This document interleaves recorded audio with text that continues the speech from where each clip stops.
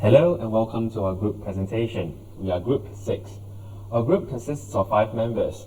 Zhongyu is responsible for crawling and indexing, Shiheng is responsible for indexing, Fangshan is responsible for the development of the web application, Yubei and Kelvin are both responsible for the classification portion of this project. Instead of the traditional way of looking up places on Google Maps, our motivation for this project is to enable users to query locations based on the reviews. A lot of the time we find it hard to find the perfect place that we want to go, so why not ask people on the internet for help? For example, I can look up bars with serene ambience, which will return me reviews location pairs with such sentiments. We believe that users are able to get better tailored results based on the intention of the user. Besides that, we will also allow the user to filter the reviews based on the sentiment and category, which will give a clearer picture of the location. Our crawler was designed to be able to crawl reviews and details of different places in Singapore through the use of the Google Places API. Each unique place has a corresponding place ID, and place IDs are obtained through the nearby search feature from the Google Places API.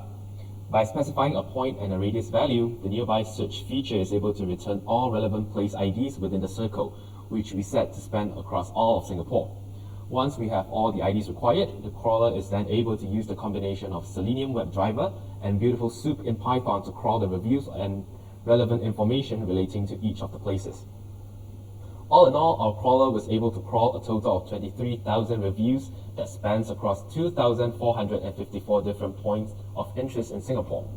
In total, the crawled text corpus added up to more than 1 million words, and the final dataset was formatted into 19 unique data fields that we are able to directly feed into Apache Solr for indexing.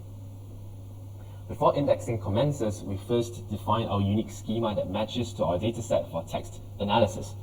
Our dataset, which is stored as a CSV file, is then posted onto Apache Solr for indexing through the use of Solr's REST APIs. On the other hand, our web application was developed using Django in Python, and the application builds a communication bridge with Solr at the back end. Whenever a user inputs a query on the web app, the app passes the query into Solr through the extended Dismax query parser for powerful query analysis and obtains the results from the Lucene index database, which will be returned to the user on the front end. For pre-processing of the data, several techniques are done in order, namely tokenization, spell correction, stop words removal, stemming, and punctuation removal.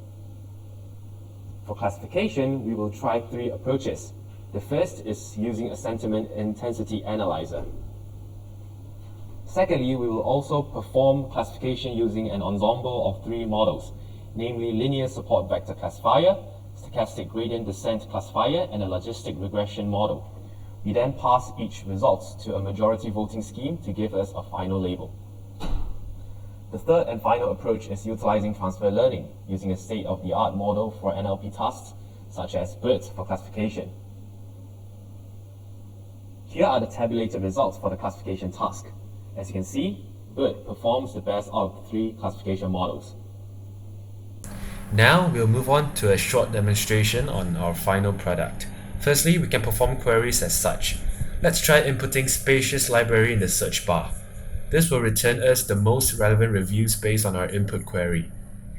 From here, if you click on the author, you can look at the details regarding the author.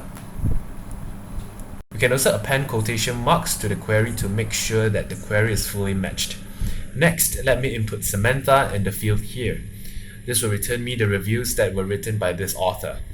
Then there is this spell checker, which upon inputting words that have error will give you prompts to correct your spelling. Next, the queried reviews can also be sorted according to various criteria, such as shown: lowest rating first, highest rating first, newest first, and oldest first. Next are the filters based on the classification task.